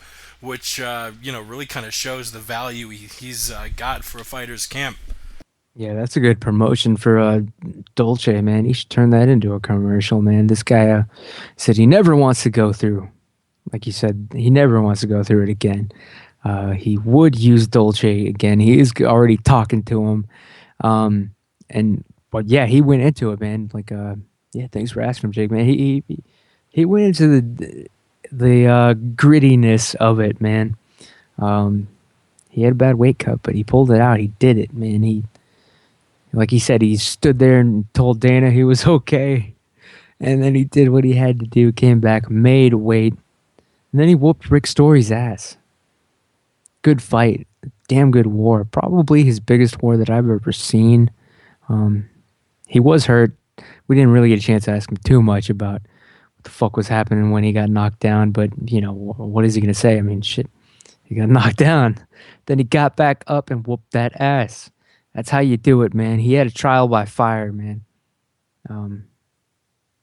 That's why that's why they put him in there with Story, man. Story's one of the hardest hitters in that division, and the guy that's been in there with the best, toughest test. Yep. I'm not bullshitting about this kid, man. Even though I'm saying honestly, if he had never been on my show, I still believe that he's gonna fight for the belt soon. I mean, I'm talking, soon to me is like within the next 3 years. Maybe even one, I don't know. He's a couple fights away, 3, 4 away from a title shot. And I think he's going to do it, man. I think we will see him there. This kid, man, he's just too young. He's not, he's not damaged. He keeps getting better every fucking time. It's outrageous. He's working with the best people. I was going to try to get some details about him sparring with Johnny Hendricks. They worked out together. He was helping Johnny train. Johnny was helping him train.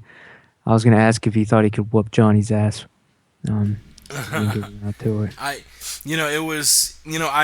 love his attitude. I had tried pretty hard to try and get a future opponent out of him, or ask if he would fight for the welterweight shot, and saying I'll get a shot, not when I'm ready, but when it's my turn, and saying he'll fight whoever they put in front of him. You gotta love that kind of an attitude from a young up and coming fighter, as opposed to a guy who demands opponents, blah blah blah, says, oh no, I'll take my title shot when I'm ready. Mm-hmm. Yeah, man. He's the real deal, man. And he was. Yeah, I mean, I think that was his honest answer, man. He doesn't know who the hell he wants to fight just yet. He probably is. He said he was up there, just hanging out with his manager right now at the moment. So that's probably what they're fucking talking about. They're game planning. But yeah, he probably doesn't know for sure.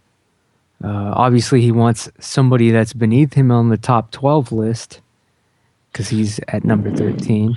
Yeah, that's what I talked to him about last night on Twitter for a while, and it's not really a lot of options out there unless they end up giving him Kim instead of giving Kim to Lombard. Kim.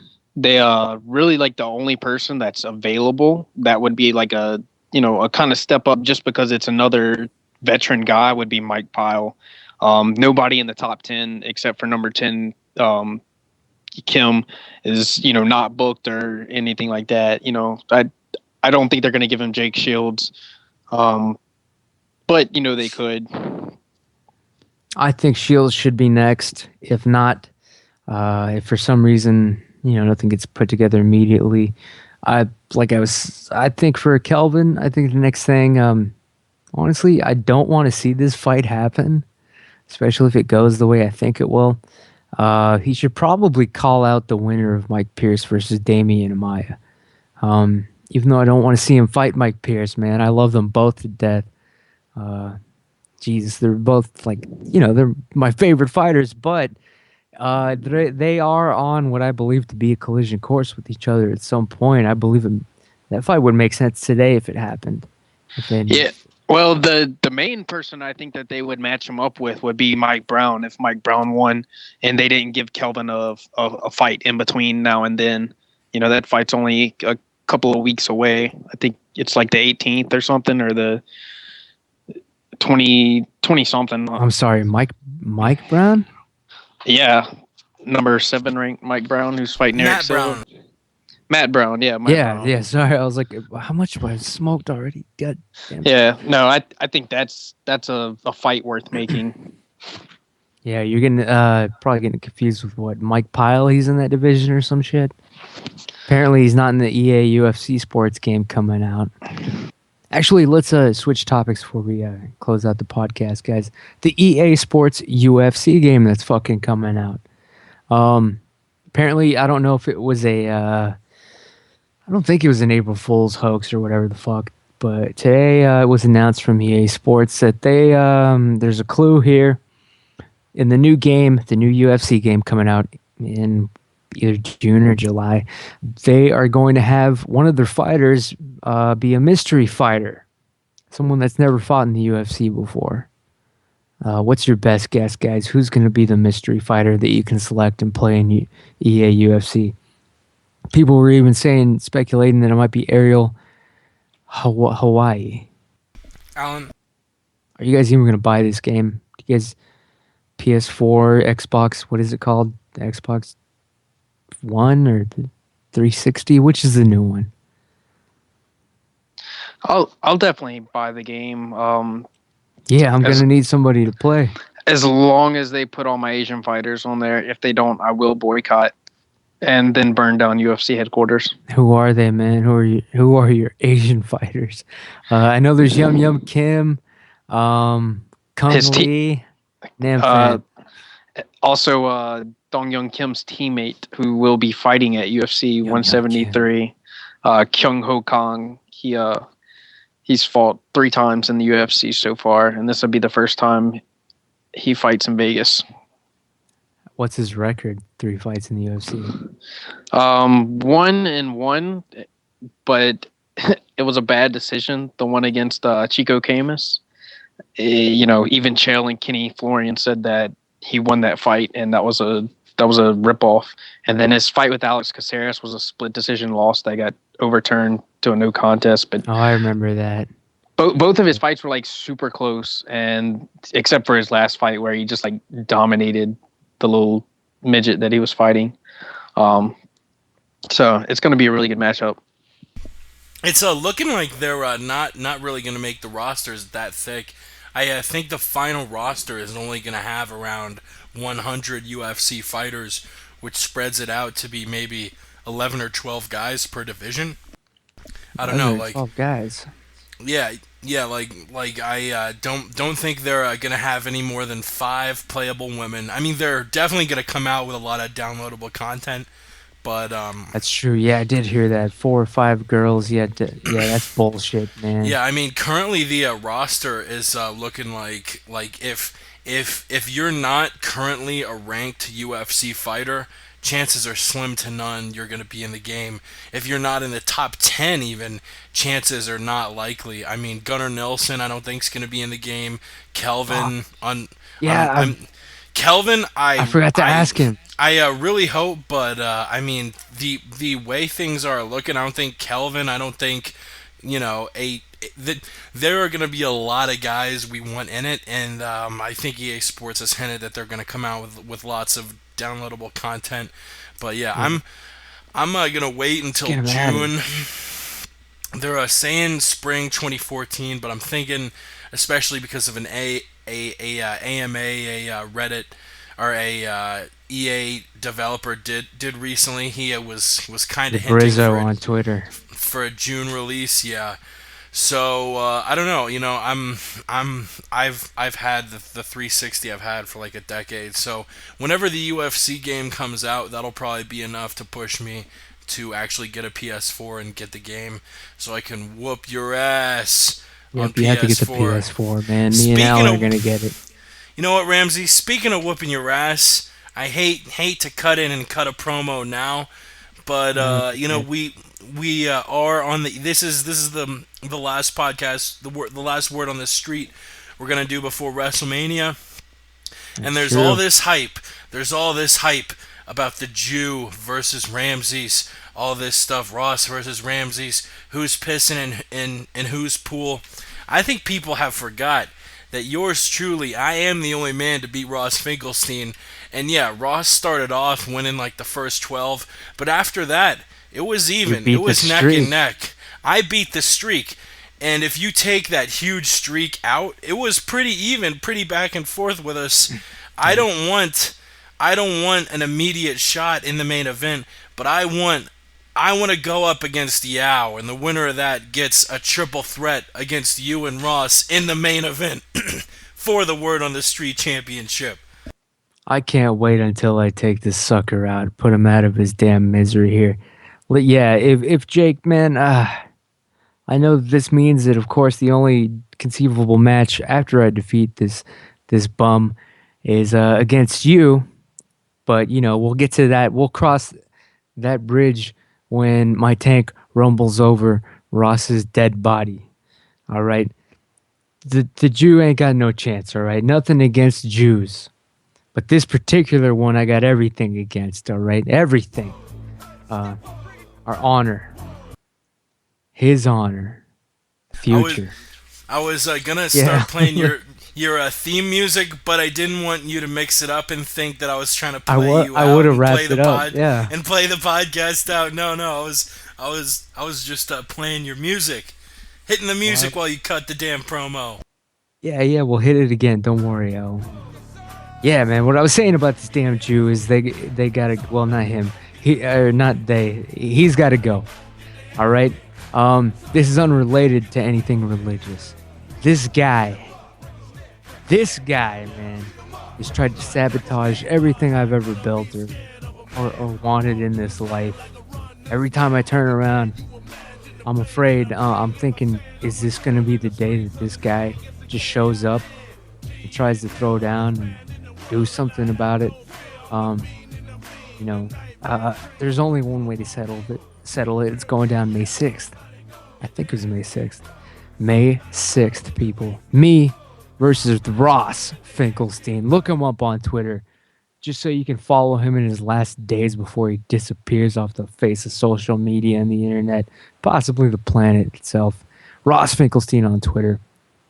He was the tribute champion. Jake did beat the streak, proving that Ross is human. I will defeat him too. This guy's got nothing left. He's more delusional than Hoyler Gracie and Hoist Gracie trying to claim that they won against Eddie Bravo, man. No, you got your ass whooped by a pothead, all right? Oh, that was the last thing I wanted to mention. One of the tidbits, the details that Eddie Bravo did drop about Hoyler was that immediately people were asking, like, what did he whisper to you right after the fight when you guys were shaking hands and talking? And Eddie revealed it, man. He said, Hoyler immediately said, all right, that was good. We can work together, but I just want one thing. I want you to do one thing. And Eddie was like, sure, man, what? And Hoyler was like, I want you to quit promoting drugs, promoting weed to the kids. And Eddie didn't know what to say. Are you serious right now? Yeah, I was serious, man. If you watch the 4-hour podcast that he did with Joey Diaz, he mentions this, dude. That was what Hoyler was talking to him about, right? You see on the video, watch the fight video again. Right after it's over, they both shake hands, start talking to each other, whispering. And that's Hoyler saying, I want you to do one thing. We can work together, it's a good match. But I want you to do one thing. And Eddie's like, all right, man, what's going on? Yeah, sure. and Hoyler said, "You've got to quit promoting weed to kids." I used to be the biggest weed hater ever. Weed is so safe. God bless them, man. He goes into details. Go to EddieBravoRadio.com. I love or Coke. check it out on YouTube. Eddie Bravo and Joey Diaz and just Hoyler Gracie. You know what to do to find a fucking video, people. What is this? If you don't know what to do, you're too old, and I can't do business with you. Quit listening to this show. But yeah, man, Hoyler was like, say no, you got to say no to drugs in front of the kids. Apparently, Hoyler thinks that Eddie Bravo tries to like sell weed to kids or something indirectly. It's Weed ridiculous. made you kill. Yep. All right. Anything else before we get out of here? The MMA news related that I'm missing that you guys want to talk about, man? What's happening, Jake? I think you asked us something and we just sort of got off track and never. I'm sorry. Answered Yeah. it. The fighter that the UFC said, all right, it's a mystery fighter and he's never fought in the UFC. Who is it? Yeah, that's right. I mean, everyone on the post was saying Fedor. Oh no, it's Rogan. Oh, it's Fedor. I'm guessing it's Charles Mask Lewis. He's been in previous games, and he's definitely a part of the company's legacy. So my guess is Mask. Damn, you got to guess, Alan, dude. The mystery EA UFC video game fighter that they're just going to throw in. They said he's never been in the UFC. He's never fought in the UFC. Okay, never fought. Hey man, what? Maybe after fucking Saturday, it's Eddie Bravo for all we know. You got a take on this, Alan? You got a best guess? I have no idea. I can't believe I forgot to ask. I was gonna ask Kelvin if he could reveal if he was gonna be in the video game or not. Damn it, Kelvin! If you're listening, send me a DM, man. I won't reveal it. It's probably for the best, man. That's some serious money. If he's not in the game, I promise you, I will launch the campaign on social media to get Kelvin added to the EA UFC game. Even if it has to be in some downloadable content, you gotta, his characters for sale. I think him and like Asian fighters and like the big international guys will get added later, because that game is not just going to be marketed towards US, fans. It's going to be marketed worldwide. So I think in the downloads, the downloadable content, they'll release packs of fighters from different areas, and target them at, certain people, certain groups. Especially, they gotta have like, some certain Brazilian fighters that might not be ranked but are, popular, that gonna have to be added. You'll have to add, just certain people, just, to make everybody happy. Yeah, well, if Kelvin isn't in the fucking game, I promise you, I will launch the campaign to get him. I'm pretty sure he will be, just because he's Hispanic, and they're using him a lot to promote all kinds of different stuff. And with him coming off of The Ultimate Fighter being such a success story, it's there's no doubt in my mind that he'll be in one of the expansion packs. I mean, look at the WWE games. They add, like almost, 40 different characters in expansion packs. And, there's no reason why the UFC wouldn't do that. Yeah, and also, honestly, if they're gonna have, what I suspect, I mean, come on, how can you put Uriah Hall in the video game and not put Kelvin? You know what I mean? They just begs a question. But yeah, if you're gonna have one, you gotta have the other in there, or at least Kelvin, and not. I can see why they would skip Uriah. Even though we love the guy to death, he actually was competing with Kelvin for the streak. Uriah was also actually at four appearances on the show. God bless him. He's gonna whoop ass. He's coming back. Don't worry about him for 1 second, guys. He's got it together now. He's already got a fight booked up for UFC 175. Yeah, Thiago. Who the Santos? Fuck is Thiago Santos. Jesus. It's actually a pretty good fight now that I look at who Santos beat last. He beat Ronnie Marks. What's his damn record? In case it comes up with the Jew. it's a really good record. I think he might only have like 2 losses maybe or 1, but he was thinking about going to welterweight before this last fight, but he just knocked out Ronnie Marks at the UFC event. I think Dan Henderson fought on. That was a pretty. Yeah. Ronnie Marks was like up and coming 185 or so. He's gonna make the drop to welterweight and fight Kelvin and. I mean, he's going to stay at He's going to stay at 185. No, you're just making shit up. He's going to stay at 185 and fight Uriah. So it's going to they're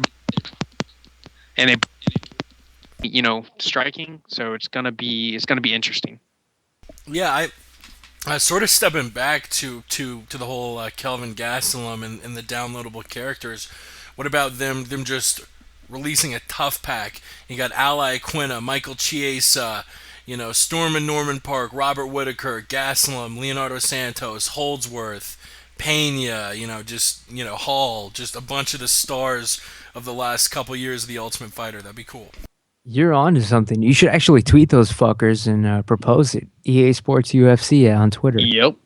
You should do that, man. That's not a bad idea. I'd fucking buy it. And shit, it would be a way to promote the show. Like, get all the fighters from previous seasons of TUF, and don't forget to tune into this season of TUF. I think the upcoming one, Edgar and Penn, I think that one's going to be going from shit. I think it's actually starting in a couple weeks. It's starting middle of April, going until July. That's we'll probably see another couple stars. It's going to be 2 exciting divisions. It's middleweights and light heavyweights. So I'm looking forward to Penn versus Edgar, which was officially scheduled for July 6th. I'm going to get to Vegas somehow. I can't miss my boy BJ Penn getting some retribution against Frankie. I'll fly to Denver, and then we'll drive. Hell yeah, let's do it. BJ Penn, man. You know what's going to happen, in my opinion. BJ Penn is going to maybe fight for the first round. He's going to become severely discouraged and jabbed at. Cut to pieces. When does that ever happen?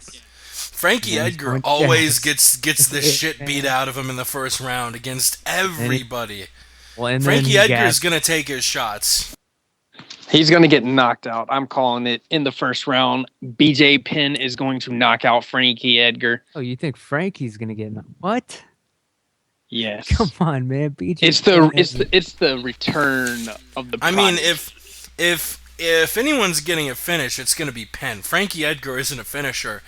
And Penn, when he was fighting welterweights, even when he fought George St. Pierre, he was far too small to be fighting at welterweight. He went back up. I didn't like the move. I love the move to 145. The dude's cutting down, and he's got 3 months. Look who he's Frankie Edgar's ass. Who is he training with? The champion with?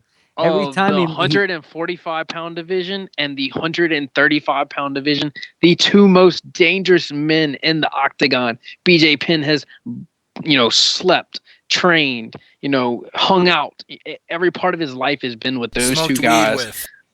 Exactly. So BJ Penn is going to catch, part of that killer instinct, and I am telling you, I am putting money on it. BJ Penn is going to finish Frankie Edgar in the first round.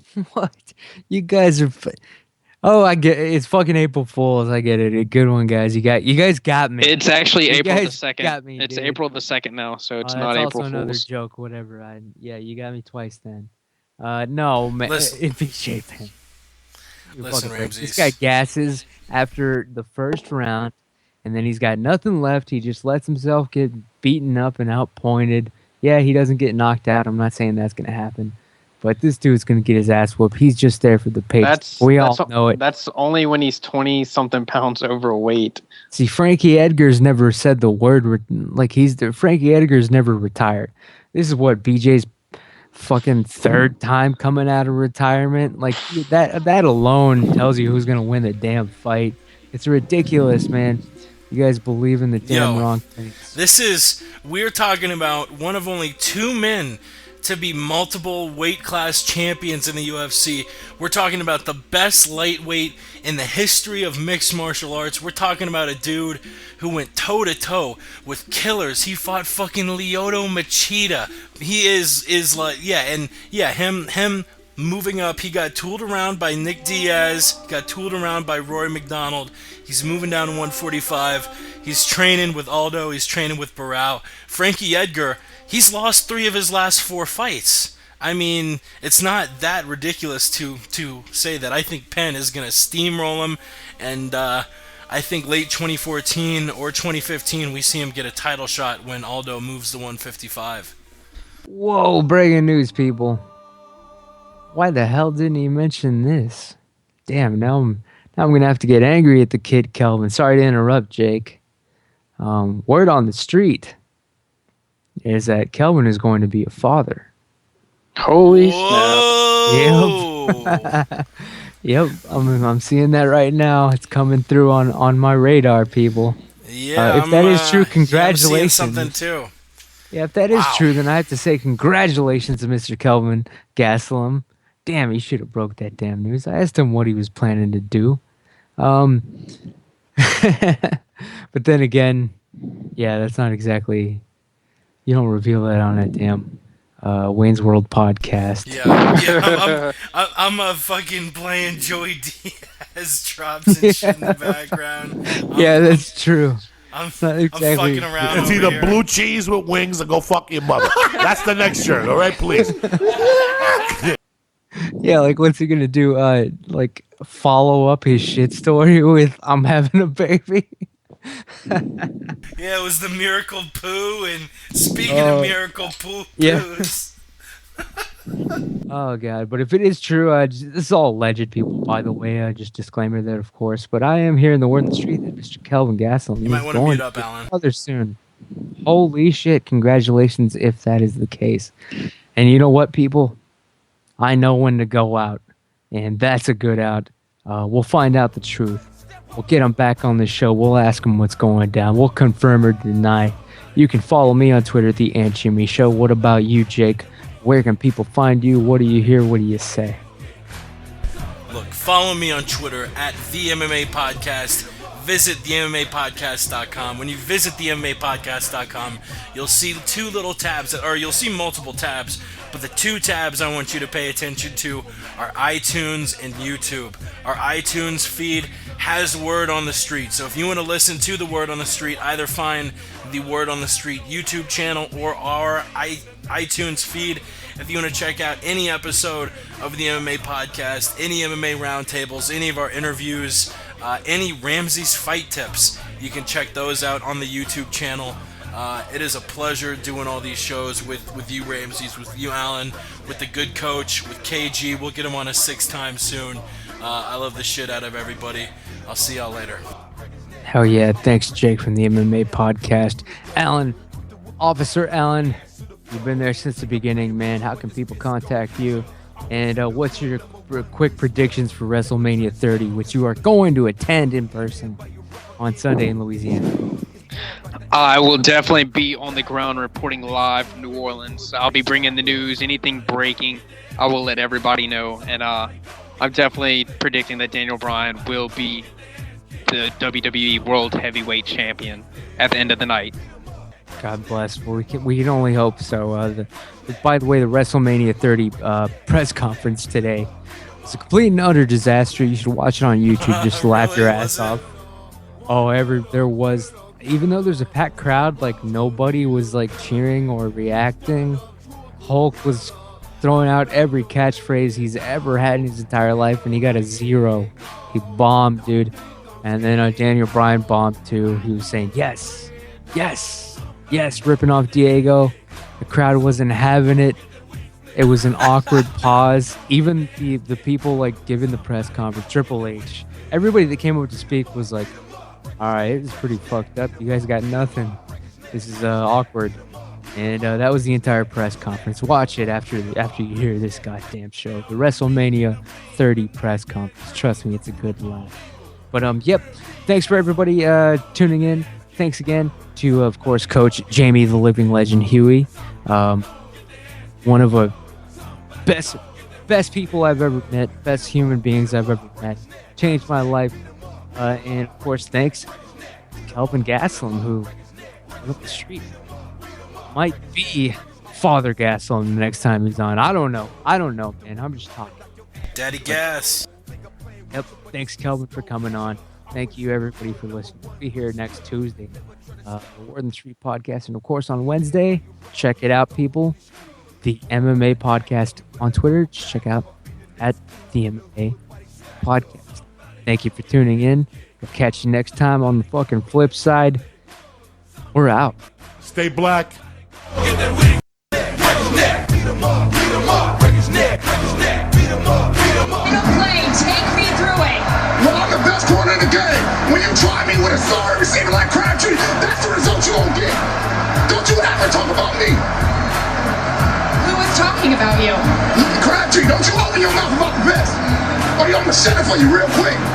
LOB.